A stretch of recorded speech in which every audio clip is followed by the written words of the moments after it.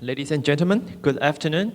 And although we are not yet able to see the faces of our distinguished panelists, I would also like to say good morning to our discussants from Poland and the United Kingdom.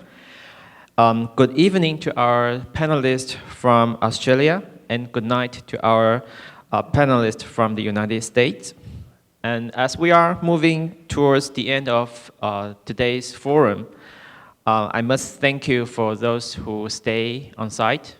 And I know many of you, or many of us, are tired and exhausted. But this is the last panel. My name is Junyi Lee from the host organization, the Institute for National Defense and Security Research. It's an honor for me to moderate this panel. The major theme of this panel is Lessons from COVID-19, Bolstering Global Public Health Cooperation. The pandemic brought us many challenges and difficulties and may change fundamentally our ways of life in one way or another. I think the format of this conference is one of the examples. But from challenges also come opportunities and learning. And in tackling the pandemic, each and every country also comes up with its own ideas, experiences, and lessons. And this panel provides us with a platform to exchange our thoughts. Even if we, people of Taiwan, may tend to think that Taiwan has done a good job in tackling the pandemic, there is always room for improving. In addition, taking part in, as well as making contribution to global health cooperation has long been one of our national objectives. Today, we are pleased to have 4 renowned panelists with us. Yes. Please wave your hand so that we know the communication between us is okay. We have Representative Andrew Lemming, Professor Jonathan Van Tam, and Professor Jason Wong. And we are still waiting for Professor Yurtsi Dushinsky to be put online. And each discussant will be given 12 to 15 minutes for his own talk. Because we are still waiting for Professor Dushinsky, so I think I'll just invite our second panelist, Representative Andrew Lemming, to make his own presentation. Mr. Lemming is currently member for Bowman, Queensland, Australian House of Representatives. He holds an MPPP, Meritorious Performance and Professional Promise Award from the Nanyang Technological University, and has worked in public health, economics, ophthalmology, and has been elected to the House of Representatives for Bowman, Queensland for 6 consecutive terms. Representative Lemming, the floor is yours.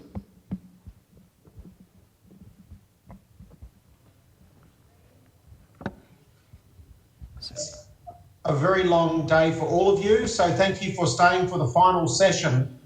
My Australian perspective is going to look at 3 areas: what we've learnt from the COVID pandemic, how things can change afterwards, and then how we are prepared for a future pandemic and negotiate it differently to the way we do in the first pandemic. For many of us, it is our first pandemic, even though Asia has seen others. The Australian system is also unique. All of you will know an island country, so geographically somewhat isolated, in a somewhat more privileged position in not having land borders to monitor. Australia was, through its jurisdictions of two territories and 6 states, able to form one national cabinet, which has allowed the decisions to be made by 8, and then the Commonwealth government making 9 different parties around a table, and that has worked well. They've also formed in emergency pandemic periods an Australian Health Protection Principal Committee, a very long term, which means the senior doctor from each one of these jurisdictions. Next slide, we look at the early international border closures. That's slide 3. And what happened in Australia was that we were one of the first countries, even against WHO advice, to close borders. And many would say that that was a good move. And we do look to other countries that closed borders early, and Taiwan is one of them. And this has meant that Taiwan is in a cohort of about one country that Australia looks to as a nation that has done considerably better in managing COVID. And obviously we do look overseas for lessons, even though they can't always be applied to every country. Australia, secondly, instigated airport caps. So one of the few, if not the only country that actually slows down the return of its citizens to around 4,000 per week. And that means that every international airport in Australia has a maximum cap for citizens to return. And currently there is no entry to this country for non-citizens. But we're looking at a travel bubble, either one way with New Zealand and then eventually a two-way travel bubble where those that move internationally can quarantine and then move freely.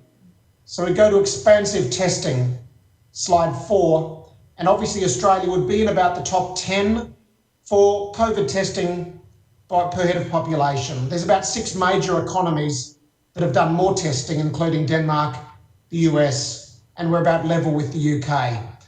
And that testing has served us well. We're doing serological work to identify how many positive serological cases there are in the community compared to the proportion of positive cases. We've always worried about the difference between the case fatality and then more broadly the fatality rate for a population. And that number can be very, very different, varying from 0.1 to a full 1%. And finally, Australia developed on the Singapore model a COVID app, which has been downloaded by a quarter of the population and has seen some use in Australia's second wave, which I'd like to talk about towards the end of my speech. Australia has a national medical stockpile, which is on slide 5, managed by this Principal Health Committee, and they've worked very hard to set up the PPE, the protective equipment supply lines, into Australia while we boosted domestic production. And there is a very strong look at Australia being more self-sufficient, as there is in every country post-COVID. In the vaccine front, 150 teams around the world, at least 6 of those teams in Australia. 2 of the 6 have entered deeply into phase 1 trials and are looking to where they will conduct phase 2 and 3. And so far, the results are promising, but we don't want to see too much pressure on our researchers, nor a rush to demonstrate safety and efficacy. We don't want to compromise that scientific process. There is a feeling that we want to guarantee commitments to supply vaccine from major producers around the world so that, like all nations, we're not caught out. But I'm quite optimistic that there'll be a number of vaccines coming onto the market at around the same time. So to international engagement, obviously improved pandemic management means talking to other developed health economies and helping the developing health economies. And that information exchange and the round tables are all happening, and Australia's key role is in helping our near Pacific Island neighbours and facilitating their access through DFAT, our Foreign Affairs Department, and Defence to supply provisions to the region. Just for 30 seconds, Papua New Guinea would be our main case study, where we're reprioritising about $60 million directly into COVID assistance and working to build up laboratory capacity and provide that support from Australia where we can. Secondly, with Papua New Guinea, we're working to place advanced medical teams in the field and to render whatever development assistance Papua New Guinea asks us for. So I turn now to some failures. There has been large numbers of Australians returning on cruise ships. who weren't properly quarantined. We've seen low adherence by Australians who are at risk to home quarantine, particularly at a period between symptoms and getting a test result. In Australia, that's about 48 hours. There's been very poor hotel quarantine with security staff monitoring quarantine, actually introducing disease. We've seen airport data not being shared with health authorities, and that's mostly the fault of government. And finally, like all countries, Australia wasn't able to keep COVID out of aged care facilities. And our initial 100 deaths in our first wave has now hit 700 in our second wave.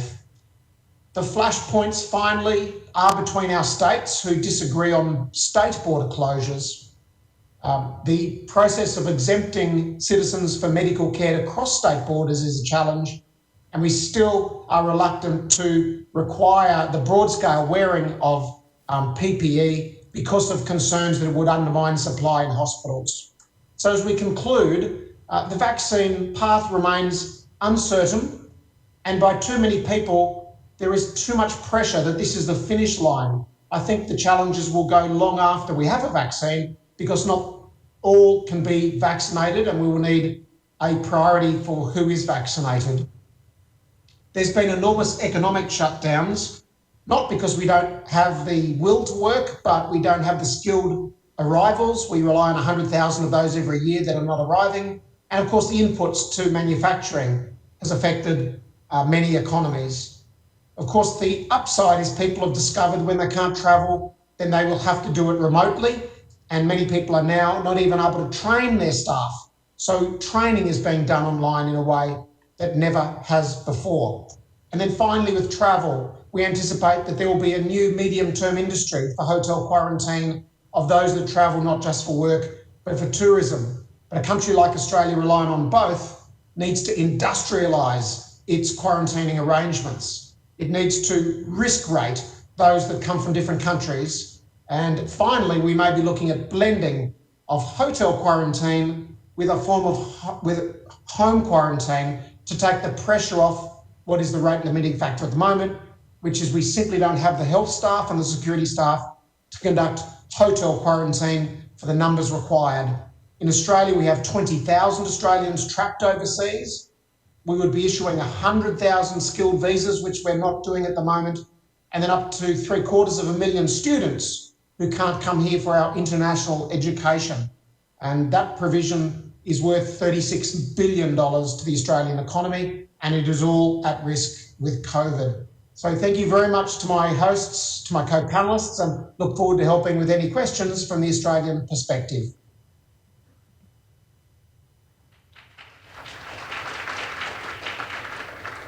Thank you, Representative Lemming. And you mentioned the importance of management. I think management is the key word for dealing with or tackling the pandemic. And also, management not only covers the period when we are facing the pandemic, but also the post-COVID-19 era. Now, I would like to invite our third discussant, Professor Jonathan Van Tam. Professor Van Tam has been appointed Deputy Chief Medical Officer for England since October 2017. He graduated in medicine from the University of Nottingham and is an internationally recognized flu, vaccine, and respiratory expert. During his 25-year career, he has advised the World Health Organization, the UK government, and the European Centre for Disease Prevention and Control on influenza and other respiratory virus infections. Professor Van Tam, the floor is yours, please. Thank you very much, and good afternoon to colleagues in Taiwan. It's a considerable honour and a privilege to be able to address you today on behalf of the UK government. I would, however, just like to begin with my own personal observations based on the fact that really I'm a career academic in health protection in respiratory virus threats. And you can already see from our first speaker in this session and from your own observations that the way this pandemic has played out in different parts of the world is quite remarkably different and undoubtedly based on science, culture, politics, so many things. And I reflect on the fact that however difficult it is now for us to deal with, and it is difficult, there will be enormous international learning that I suspect accumulates over the next decade in terms of analysing and reflecting on what has happened. But to get back to the official address, if you like, thank you for inviting me to speak today as part of this panel. And global public health cooperation is clearly as important now as it ever has been. And I'd like to start by thanking the Taiwanese people again for their kind donation of 1 million face masks in both April and June this year to the UK. We're very grateful for that indeed, thank you. COVID is a truly global pandemic, and cooperation across the world is going to be vital to continue to combat the virus. I think it's already exposed a critical need to share learning and cooperate, and there is clearly so much to learn. We feel we've been fortunate in the UK to cooperate with really a wide range of experts and organisations, including on multiple occasions colleagues in Taiwan. And I want to just kind of raise a flag and say how important this has been to us in respect of particularly research, policy development, and the challenges of finding a vaccine, which our previous speaker, Mr. Lamming, Dr. Lamming, has referred to. I think also, you know, although the pandemic has clearly been a negative geopolitical event for us all, it's provided an unprecedented challenge, but it's also fostered new cooperations, and I hope that we'll be able to continue those bilaterally and multilaterally after this pandemic is over. So where I'd like to kind of hone down is to talk a little bit about research. I think it's one area where global cooperation has been so important, and it has revealed a real need that for interventions that we make to be underpinned to the extent possible by evidence and by research. And in the UK, I think our research response to the pandemic has been noteworthy. We've been very much on the front foot in terms of wanting to try and generate the evidence that we need as quickly as possible. And our politicians have been very clear to make it clear to everybody that they are going to follow the science advice that we, as advisors to government, are giving them. And, you know, the early evidence of human-to-human transmission, the evidence from Italy with respect to treating patients in hospital, how to do the best we could with no effective therapeutics. These were very important messages that came out of that early international collaboration. We are particularly proud of the UK recovery platform trial, which is by far the largest in the world, and at the height of our first wave was recruiting something in the region of 300 patients per day into the trial. And it's an enormous trial now that has well exceeded 10,000 enrollees, with an ambition that it will go much higher and continue for as long as is needed. And I think the first definitive evidence-based breakthrough in terms of therapeutics for COVID-19 was made in the recovery trial in terms of the discovery that dexamethasone was important in reducing mortality in patients with moderate to severe disease in hospital. Clearly that signal about corticosteroids has now been widened slightly through the WHO work and recent publications in JAMA on hydrocortisone and some meta-analyses in support. But it is very clear now, I think, that corticosteroids are very important. And indeed, part of the hydrocortisone evidence came from a study called REMAP-CAP, which is an international collaborative intensive care platform of research. And the UK contributed a very large proportion of patients to that study.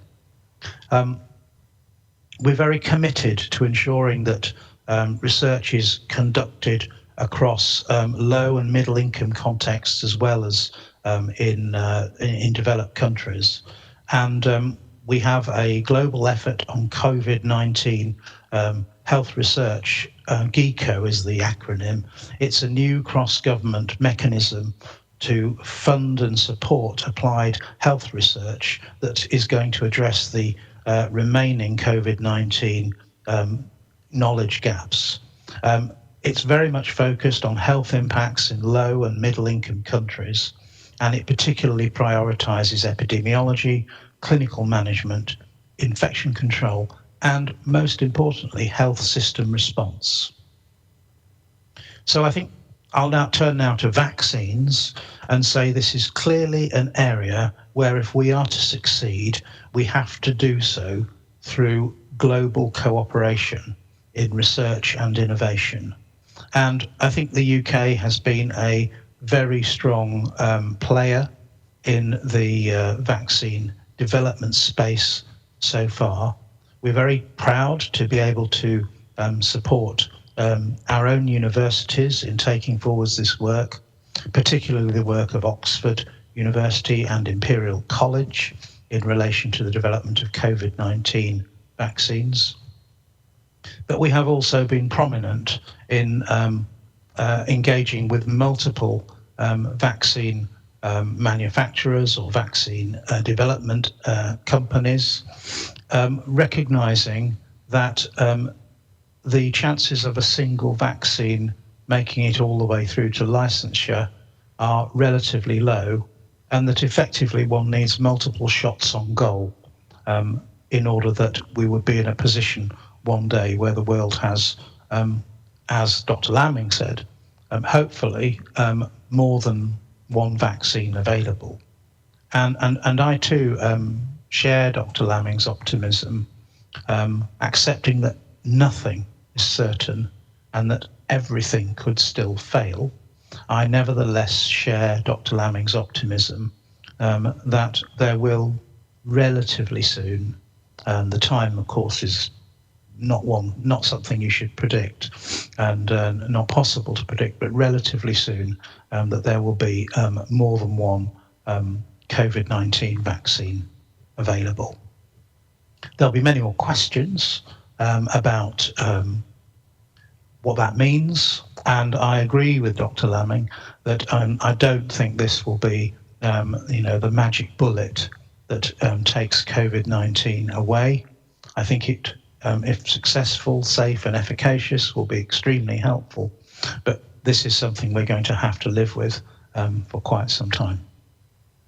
The UK has been very supportive of international organisations, has committed over £250 million towards the CEPI Alliance, and is now working with others to shape the COVAX Alliance to try and ensure equitable access to vaccine as soon as it's available.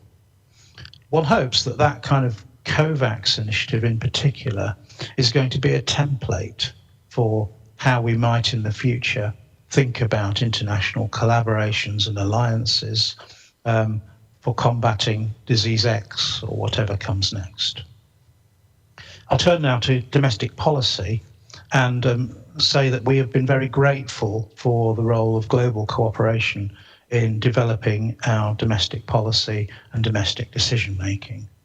An important part of all of that is, of course, understanding rapidly what has happened internationally and how other countries have managed to deal with the problems in front of them, accepting that there will always be differences in the structure and content and nature of society that mean that one can't have a kind of one-size-fits-all approach that can apply across the globe. But we have seen this real need to rapidly share information and learn experiences. And I'm very grateful that we've had some very rich dialogues with Taiwan in the last few months that have really helped us there. Taiwan's excellent centres for disease control have clearly been at the heart of your world-class response to COVID-19, and we've been very grateful to have those interchanges at a science level. But I'm also aware that our ministers and UK parliamentarians generally, particularly in the form of the House of Commons Health and Health and Social Care Committee, have spoken to Vice President Chen in June, and that was very helpful to us indeed. And Vice President Chen very eloquently shared Taiwan's successful test and trace strategy, which has been a formative learning experience for us. So these are examples of the kind of exchanges that are just invaluable. And I hope that, in the post-COVID-19 world, or at least the post-pandemic world, I doubt COVID-19 will ever disappear, that these rich exchanges can continue. These exchanges have been essential for sharing and learning, but I think a positive byproduct has been the new and renewed relationship between ministers, between scientists and officials across the world. There are, looking forwards, many other public health issues, such as the global rise in non-communicable diseases such as diabetes and cancer, where I hope we can transfer these lessons to those areas in the future and again continue to learn further lessons from each other.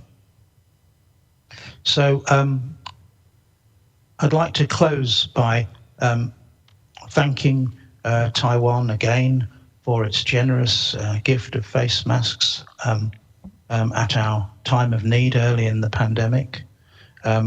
We hope we can work together again and continue to work together in the future.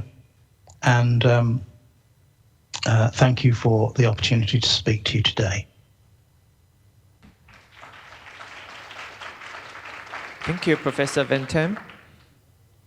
In your speech, you highlighted, among others, the importance of science, the role of science in informing policies, and also the importance of science in research and development of vaccine, and also a positive side product of international collaboration is that the distance between or among people are getting closer and closer, and hope we can also transfer this sort of spirit into other areas.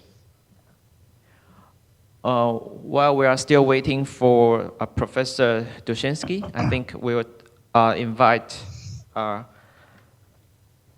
Dr. Jason Wong to give his presentation. Professor Wong is the director of Center for Policy, Outcomes and Prevention, Stanford University. He holds a PhD in health policy from RAND, and before coming to Stanford in 2011, he was a faculty member at Boston University Schools of Medicine and Public Health. His other professional experiences include working as a management consultant with McKinsey & Company, and also, and that is related to Taiwan, and serving as the project manager for Taiwan's National Health Insurance Reform Task Force. Professor Wong, The floor is yours. Thank you very much for inviting me to this very distinguished panel. I wanted to thank Dr. Lemmings for sharing the updates from Australia, and also Dr. Van Tan for sharing the research contributions of the UK. We've all benefited from all these contributions. So I'm originally from Taiwan, and I actually moved to the US when I was 12 years old. So I've been in the US now for 37 years.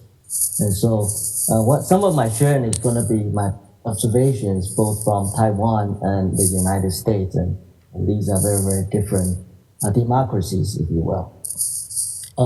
And you know, because the topic today is for us to foster global collaboration, and I think because health is a common human value, and for like-minded countries who have good governance structures and value transparency and accountability in the pandemic, I think there's a lot to share, and also a lot to contribute to the global effort against the virus. So the first thing that I think countries could share is data. And so countries are already sharing the viral strains, for example, of infected individuals, such as nextstrand.org. And going forward, I think because this virus impact different populations very differently, as Dr. Van Tam has mentioned, low-income individuals versus people from different racial ethnic groups. Can we also pull the data together to understand the susceptibility and the hope, sort of the individual susceptibility to the viral infection, and trying to develop strategies for subpopulations of the globe. The other thing that I think would be useful is the data standard in sharing. There needs to be some sort of a data clearing protocol for sharing some of these information. And certainly as we move into big data, we're talking about not only medical records, but possibly genomic data, and also lifestyle data, and how people interact with each other in different cultures. And certainly, if available, for example, universal health insurance data has been very important in Taiwan's combat against this virus, because you could actually see the utilization patterns of individuals. So data will be a very important way to share in terms of the knowledge. And I think there are new ways of sharing data now with blockchain, where you could keep it relatively secure and could create a common system. And the other things I think governments could work on together is to improve the efficiency of government under COVID. By that I mean improve the regulatory efficiency for both disease surveillance, for the development of biotechnology and pharmaceuticals. And also, in the United States, we have in the last few years begun to develop single IRBs, and I wonder if sort of the common oversight could be applied to FDAs across the globe, because as Dr. Van Tam had noted that we don't know which vaccine is going to work. And so even though there are lots of different technologies for vaccines, that once a vaccine is proven to work very well, that ought to be rapidly approved across the globe. The third thing that I think countries could share is the global supply chain for essential medications and essential goods, such as masks and supplies. For example, when we have the vaccines, we need lots of syringes and needles, and those are hard to come by during the time when everybody wants them. And also because the production of even food has been halted in many countries. Even I think that should be another consideration, that are we getting enough food to people? Are we getting enough supplies to people? And certainly essential medications is another area where in the global supply chain management, when a lot of the raw materials are coming from very few countries, and in a disruption of those supply chains will cause a big problem. So in terms of understanding the ecosystem of different supply chains for different materials and including vaccines, I think those will be very, very important in a global collaboration. Nowadays, we talk about bilateral and multilateral engagement between countries, and certainly WHO plays an essential role. But going forward, we have to, I think more creatively in terms of a virtual collaborative network that includes academics, industry, and government, as we are combating pandemics that are coming from places that normal places and also places that we didn't expect. So a global health organization on top of a World Health Organization might be something to consider, and where a virtual collaborative network will get set up. Leonardo's collaboration is now with this pandemic because the virus is spreading exponentially. It's an exponential threat. We have to meet it with an exponential technology, and which we do have them with a new computational power, with microchips, with computer chips. These also double in every year or so. And so as the virus double, I think we have to use computations. We have to integrate software and hardware for contact tracing, for the information workflow. We have to integrate biotech and information and communication technologies, the ICTs. And how do you effectively use these, and also the analytic technology, I think will be something that will be very important. So I believe that we are in the same storm, and not all of us are in the same boat. But even if we are in different boats, we should try to help each other to get through this big storm, and also to create new ways to collaborate so we could prevent the next crisis. I'll stop right here, and we'll be happy to discuss in the panel. Thank you. So we are not. Thank you, Dr. Wong. If I understand you correctly, you highlight the importance and identifies the possible areas for collaboration that include data, and especially data standards and protocols, and the efficiencies of government, and also the supply chain, and how the modern technology like ICT can be developed and applied. Unfortunately, it seems that we're still not able to connect with Professor Dushinsky. So while we are still making the effort, maybe we can just enter the section for questions. And so if there's anyone who wants to ask a question, please identify yourself first, and also point out whom you'd like to ask. Anyone?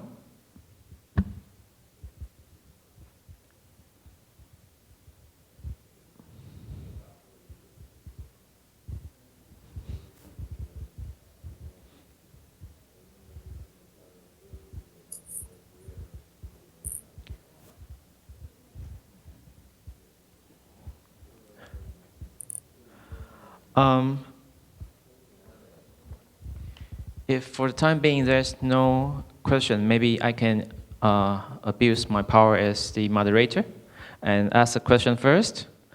Because I'm working from political science, so my observation is that one trend we observe from the pandemic is that although it strengthens the importance of international collaboration, it seems to me that it also fuels competition among states. So early reactions for many countries include closing borders, limiting or stopping free flow of people, and also securing important medical resources. So And we may expect that if there is one vaccine or few vaccines that prove to be effective and reliable, then there may be a fierce competition among the states. So in this scenario, how can we boast the importance of international or global health cooperation? And so this is my own question. Is there anyone who wants to raise your question or put some comments?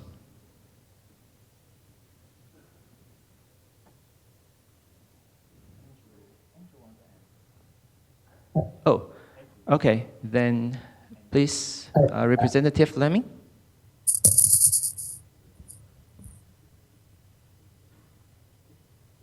Sorry, we cannot hear you. So please unmute your microphone.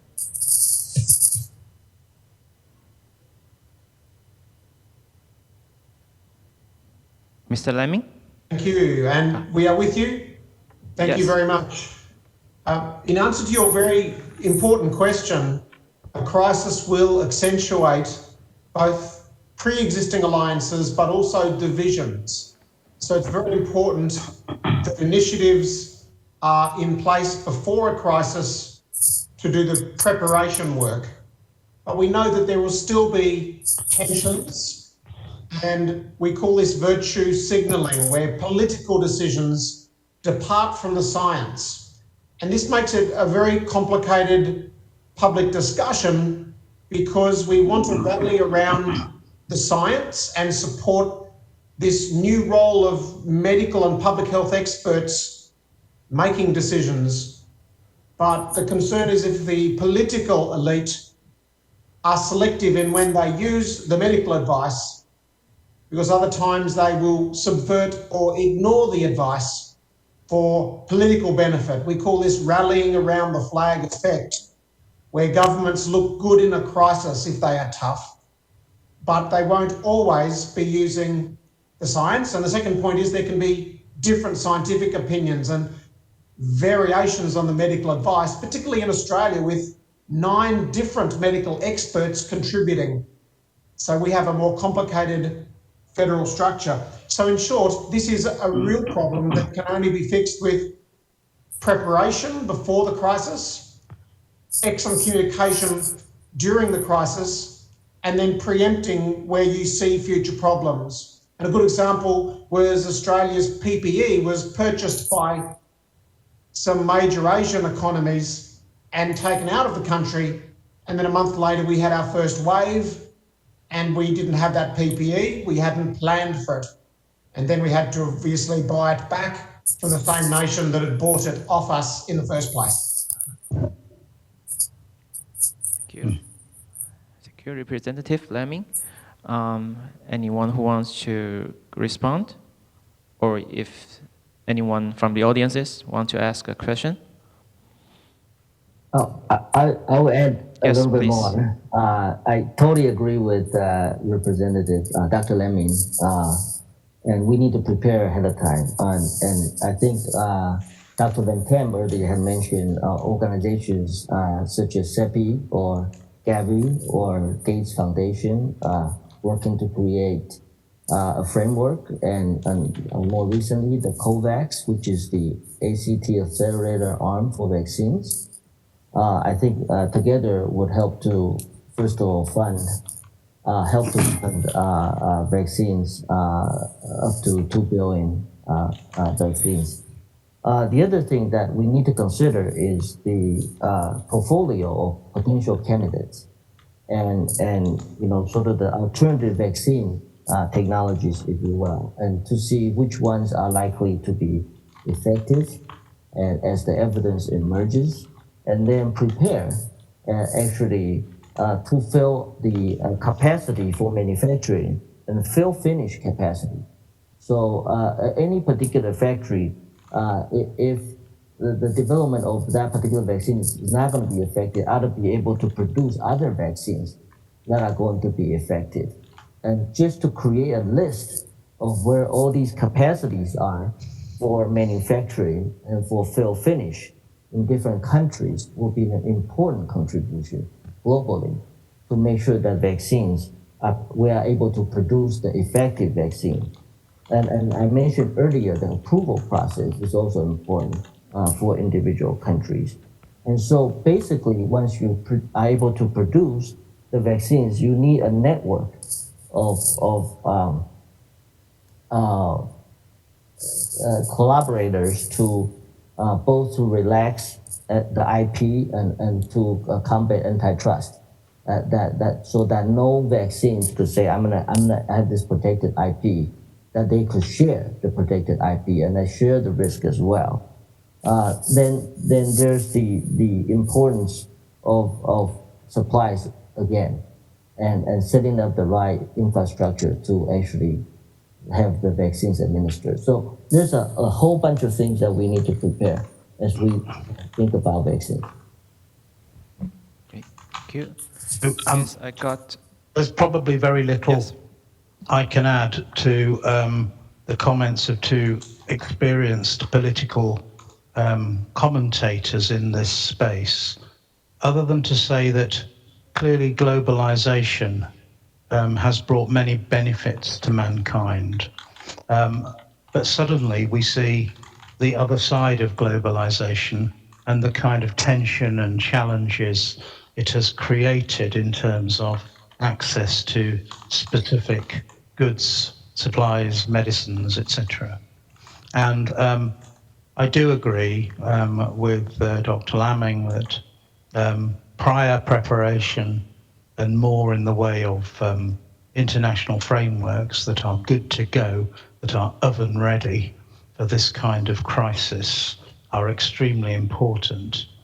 But I am nevertheless, I think, quite sanguine that when people around the world and governments around the world are pushed into very difficult places where there are specific shortages of medical equipment, particularly this pandemic has exposed the need for ventilatory support in a way that preparations for pandemic flu never exposed. Those kind of things, one has to be sanguine, I think, about how much of those plans can survive first contact with the enemy when it really happens. All of that having been said, to the specific point about vaccines, the key points are that we don't know who is going to succeed until they have succeeded. We don't actually know when we have a vaccine or vaccines how efficacious they will be in different segments of society. And we do not know whether they will be sterilizing immunity vaccines or whether they will simply be disease-modifying vaccines. And possibly the critical question is, we don't understand the duration of protection that we may get from these vaccines, or indeed the need for reformulation if the SARS-CoV virus changes over time. In other words, whether this will become a business as usual ongoing vaccine need in multiple countries. We just don't know the answers to any of these things.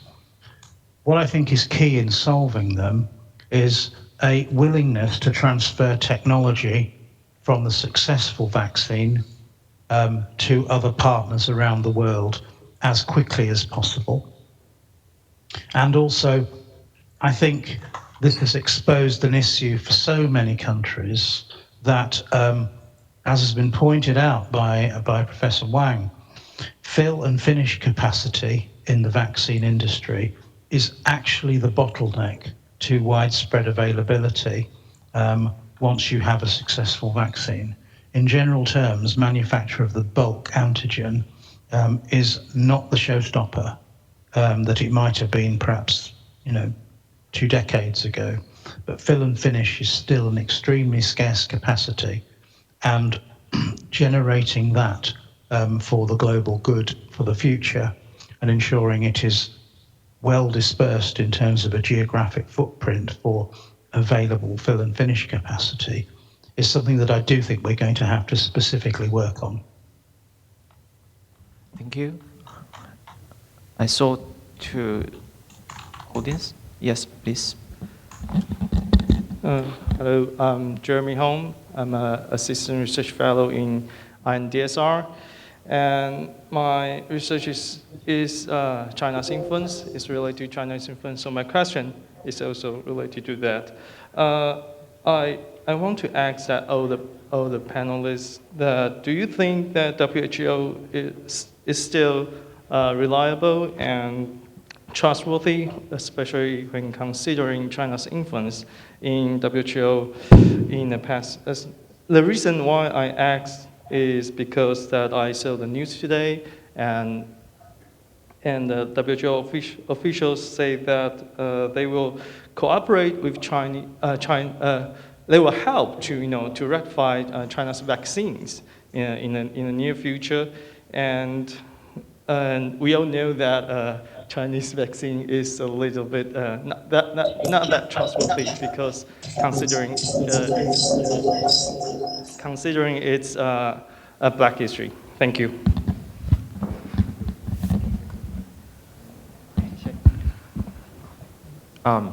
Yes, we have put Professor Dushinsky online, but maybe we should ask our panelists to respond first. Anyone want to respond to Dr. Hong's questions first?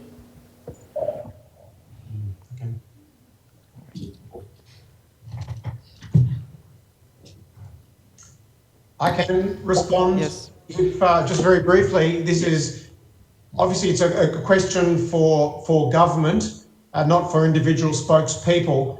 Obviously, Australia has called for the inquiry into the early stages of COVID and its management, and received some criticism at the time, but we're grateful for the support for that inquiry. But secondly, we also highly regard the work of the WHO, particularly at regional level. So quite separate to the discussion around COVID, we recognise the value of WHO's work at a regional level, particularly in Pacific and Oceania. Thank you. So perhaps let's invite Professor Dushinsky to give his presentation. Oh, yes, there you are. Yes. Professor Dushinsky is now president of the Polish Academy of Sciences. He holds a PhD degree in biological sciences at the Lansky Institute of Experimental Biology.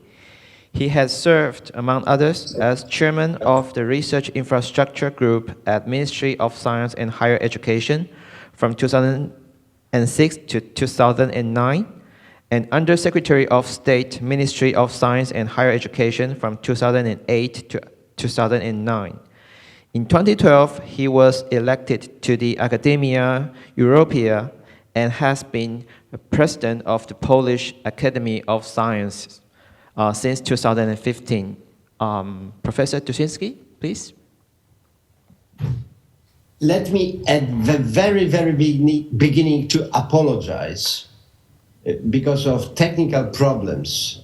I am late and I'm very, very shocked by this event. So please, excuse my many mistakes. But I'm very happy and very grateful that I can join you. And I'm very, very happy that I can share with you our thoughts about the situation, and particularly in Poland. So the Polish Academy of Sciences is now a major task force, a major think tank regarding fight with COVID-19 in Poland and in Central Europe. We have created a special group that is really dealing with this on the level of the region.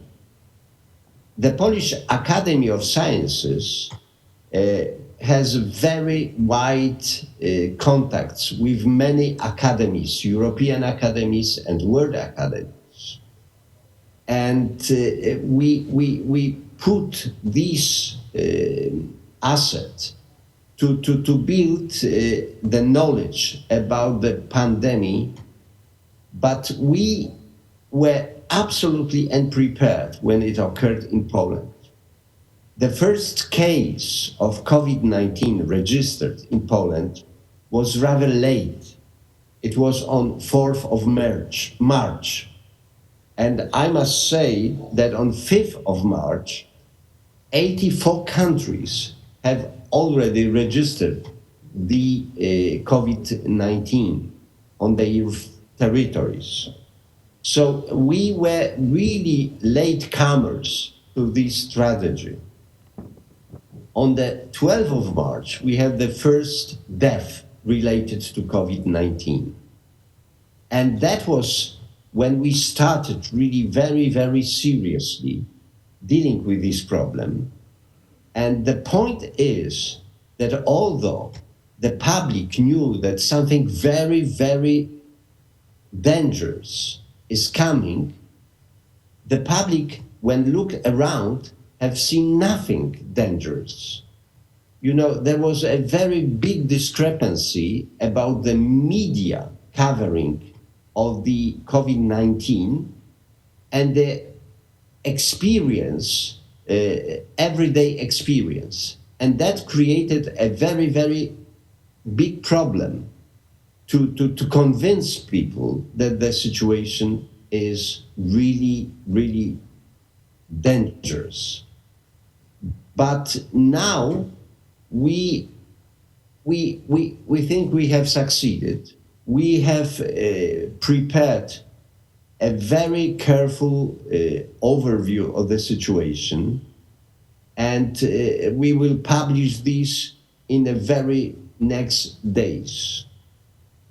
But what I would like very much to say, that I was very happy and I was prepared for this event because of my trip to Taiwan. I still remember this trip. It was a great experience. And Taiwan is one of the regions of the world that is the best prepared, that was best prepared for the situation, with all these organizations, with all this knowledge that was still existing from the time of SARS. And I must say that I've learned at this visit, that was a few months ago, so much that this was a very valuable experience to me. And this is why I did not hesitate to organize this group in the Polish Academy of Sciences. And this was why I felt that because of friends in Taiwan, I can deal with this task to organize such a group. The group is very, very multidisciplinary. We have specialists, the top Polish virologist. We have top Polish epidemiologists. We have molecular biologists, but we have also sociologists. We have also people from psychology, because the crisis, COVID-19 crisis, has many, many dimensions, and we are dealing with all these dimensions. I was listening to some of your talks. I have to say that what I have experienced in cooperation, international cooperation, is great openness. We have invited to our work many academies, for example, from Germany, from Lithuania, from Estonia, from Ukraine, from Czech Republic, and everyone has agreed and everyone is cooperating. And now we are pooling our resources, we are pooling our numbers as where when and what was the further development of the case. And we are building the situation, the understanding of the situation in a very big region, not only Poland. And for a very beginning, we learned that, for example, the COVID-19 came to us from Germany. Then we have a peak of the cases. And then in about 3 weeks, the peak of the cases were experienced in Ukraine. So there was a wave that moved through this region. The virus has no borders, of course, as you understand. But epidemiology is very, very complicated because the communication by planes and so on makes it, very, very complicated. So now it is not the waves that are moving across the region. But we start to understand this, and I think we have a very, very big possibility to build a picture that is very comprehensive. And this picture will be really full when we use full potential of our collaborations. And I'm very much counting on Taiwan, on our friends from Academia Sinica, from our friends from universities of Taiwan. I really would like to say thank you for what already has been done. And I say that I really would like to ask you for more. So regarding some of the remarks, we've been talking about competition. Yes, on a political dimension, there is, of course, a competition because resources are limited. We experience right now the problem of coming flu season to Poland, and we need vaccines against flu. And we, as a country, have contracted 2 million of them. And Poland, it is 38 million people. So we are fighting now to increase the number of vaccines that are available in Poland, and it is not easy because every country is fighting for this. We've been late, as I told you, we've been unprepared, and we missed the chance to make it few months ago, these kind of decisions that we need many more vaccines against flu, because we know that co-infection is really very, very bad. But I hope we will overcome these problems. We advise our government, we advised long ago that you should do something. But the point is, and this is, I'm sharing the information about Poland and our preparedness for the epidemics. In Poland, 4% of the people are vaccinated against flu each season. It is extremely low, extremely low. It is one of the lowest level of vaccination. And this is also part of our problems, why we did not get too many vaccines. But we hope that this will change. This will change. I hope that we will see also when vaccines against COVID-19 will come, that it will be a very, very, throughout the population action. I would like also to mention another problem, which we have to deal together. The understanding of COVID-19 and how to deal with this epidemic is growing. But also we have experience in Poland, in Germany, in Czech Republic, the group of people that is neglecting this danger, that is saying there is no such a thing as pandemic, that is saying, there is no epidemic. They are deniers of all these kind of truths. So we have to deal with them, but because we have to first to understand what are they are coming from, where they are coming from, what are these kind of concepts coming from, and we start to understand. And because it seems that they are not coming only from internal, let's say, sources, we have to deal with these together. So what I would like to say, I'm very happy. I would like to apologize once more that my participation in the panel was not as I planned because of technical problems, but I'm very grateful, very happy, and very open to all your comments. Thank you very much. Thank you, Professor Dushinsky. I think you really touch upon several important issues. First, let me thank you for sharing Poland's story with us. And secondly, I think you made an important point that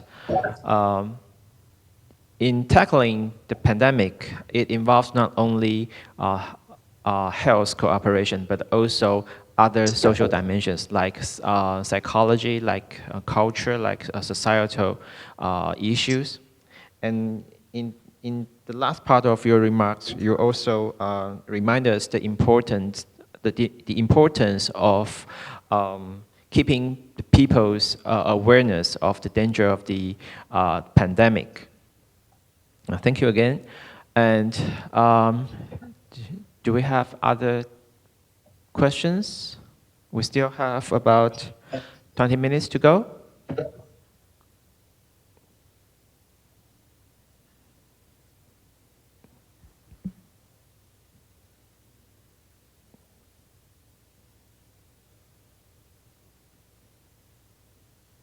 Yes, please. Thank you, Mr. Moderator. I'm James Chen from Tamkang University Department of Diplomacy and International Relations. One of my questions is that because of the process of the vaccine, I don't know if there's any kind of suggestion that the experts of the panel can offer your insights to suggest Taiwan. Taiwan has been very successful in the first wave and then fighting against the prevention of the COVID-19 here, but yet we don't know how about the next because the process of the vaccine invention here in Taiwan do not have that many progress as United States or UK or maybe even Australia and Poland. So is there any kind of suggestion that you guys would like to offer to the government here to have the better preparation to fight for the second wave? Thank you. Thank you. And if there's no more questions, please, would anybody want to respond? Yes, please, Dr. Dushinsky. I'm a biochemist, but of course, as all of us, we are really very, very closely observing what's going on the vaccine level. In Poland, we have no chances to develop vaccine. You need enormous resources. We don't have these kind of resources. But we are observing that some of the countries and some of the companies are going for the shortcuts when vaccine is concerned. This is extremely expensive and long process because all of the precautions that have to be taken into account. And we see that there are some situations that the governments are saying, we take a shortcut. We do not investigate the side effects of vaccine by a very comprehensive study. 1,000 of the volunteers will be enough. No, we understand it will not be enough. We are dealing with pandemics. We are dealing with the situation when billions of people have to be vaccinated, and even 10% of very dangerous side effects, we are speaking about hundreds of millions of people that can die because of unsuccessful vaccine. So we are very careful. We look, we think it will come. We are optimistic, but we are not thinking it will come earlier than in the spring. But maybe I'm mistaken. I'm, you know, I would like to listen to your opinion. Thank you. So maybe I'll make a few observations and response comments to the question and to Professor Dzerzhinsky. The typical route to vaccine development, if one does one stage at a time, a series of phase 1 studies, then a series of phase 2, phase 3, etc., is 8 to 10 years. And we are asking our colleagues in the vaccine manufacturing industry to stand on their heads and do this in 10 months rather than 10 years.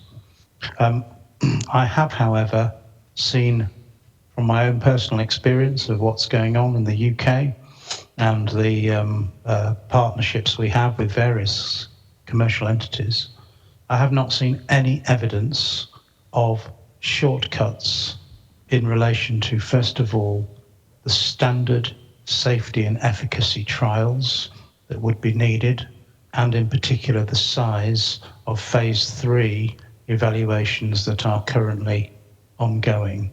I am not aware of any of the major manufacturers who are considering a phase 3 trial, the pivotal trial to give licensure for safety and efficacy, of anything less than 10,000 patients. Nevertheless, of course, even with 10,000 patients, or 20,000 or 30,000 for that matter, it is never possible, and it is not possible in peacetime. It has never been possible, even with a 10-year pathway to licensure, to identify extremely rare adverse events. You only ever pick those up in phase 4 studies after rapid deployment. And that's not unique to COVID-19. This is nothing new. This is something we just have to live with in terms of what happens in vaccine development. But I don't see any regulator in the part of the world where I operate saying we will accept a lower standard for COVID-19 vaccines than we accept for any other. Where I do see the shortcuts, and I really see the shortcuts, is that governments such as the UK and companies are all saying the same thing, that we will start the phase 1 studies, and sometimes before we have a readout on the phase 1, we may proceed in parallel rather than in series to phase 2. And sometimes while the analysis is being completed on phase 2, we will move straight into parts of the phase 3 program. And this is the real crucial difference. Actually, when we're in phase 1, we will just start to manufacture bulk for the vaccine completely at risk, acknowledging that if we fail at phase 1, phase 2 or phase 3, however many tens of millions of doses we have manufactured at that point, we will simply have to destroy. And that's where the shortcuts are occurring. The shortcuts are occurring in terms of the normal risk appetite of governments and manufacturers to do things at enormous risk, which they simply would not do in a standard 10-year trajectory. Finally, I think it's a big unknown about whether any of these vaccines will make it. And I think there will be some critically important decision for regulators to make about risk-benefit and in whom these vaccines are indicated when the time comes. But it's very easy to visualize the risk-benefit for somebody who's male, who's 70, for example, and who has underlying risk conditions. Because if hospitalized with COVID-19 in any healthcare system around the world, the chances of survival are not very high. And so from that perspective, you already see the risk, and you're factoring in the benefit in those kind of population subgroups against a very, very known and really quite considerable risk. Over. Thank you. Professor Van Tam. Yes, Dr. Wong, please. I'll just comment a little bit about Taiwan, since you asked the question about Taiwan. So I understand there are several manufacturers, vaccine manufacturers or innovators in Taiwan. And I hope the vaccines in Taiwan works, but there's a chance that it might not work. And so you have to sort of hedge and look into alternative vaccine technologies. And one of the things to make sure that we do have vaccines is to participate in the manufacturing and fill finish process. And so to make sure you're ready, that if the vaccine that you're developing doesn't work, then your capacity could be used to produce and fill finish other vaccines that does work. And so you effectively increase the global capacity for manufacturing these vaccines. And I'm sure if you do that, then you will get to keep some vaccines, particularly for frontline health workers or for those at risk.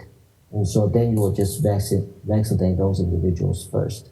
And so you have to also, and the other thing too is that you could help with the supplies, the needles, the syringes, the alcohol wipes, all that are necessary to deliver the vaccine. And so, once you're able to produce, things in a supply chain, if you will, of vaccine administration, then you could trade basically for doses of vaccine. So just hedge a little bit and try to produce the best vaccine possible.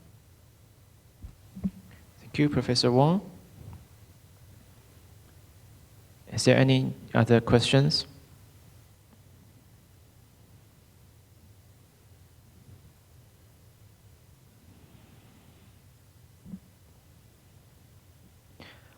Since we still have about 10 minutes, I think perhaps I'll ask another question. I think one important issue between... Oh, sorry. Yes, please. Everybody, I'm Florence Young from the Health Institution. And I would like to ask Dr. Andrew Lanning, since you are the lawmaker in Australia, and I would like to ask that Australia has been leading an initiative to conduct an independent investigation into the origin of the COVID-19. And I would like to ask that although the countries or the members of the WHO already reached a certain kind of agreement that there will be this kind of investigation, however, do you think that an investigation that conducted by the WHO can be without any bias? And also, how the Australian government will supervise these kinds of investigations? Thank you. Thank you. I was going to ask a very similar question, that is whether the issue of responsibility or accountability advances or hinders international cooperation in global health cooperation. So yeah, so the question is for you, Representative Lanning. Thank you.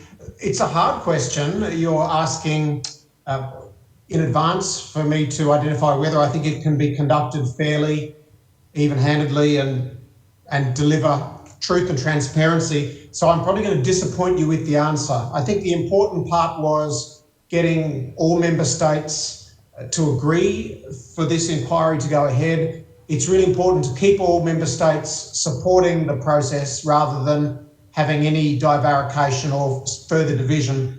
But it's probably a question beyond my role to be able to predict the likely success. That's probably a little too hard a question for me. It's one that even I think government leaders would be reluctant to answer.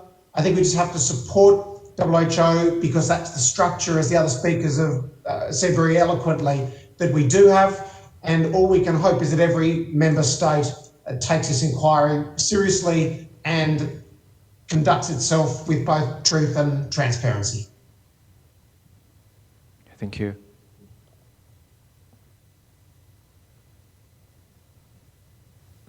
Is there any questions, or is there any panelist who wants to add your comments?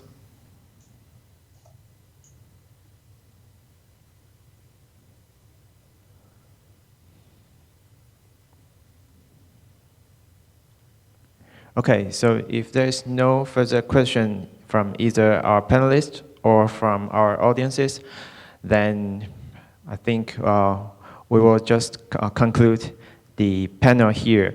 So please join me to give a big round of applause for our panelists. Thank you all.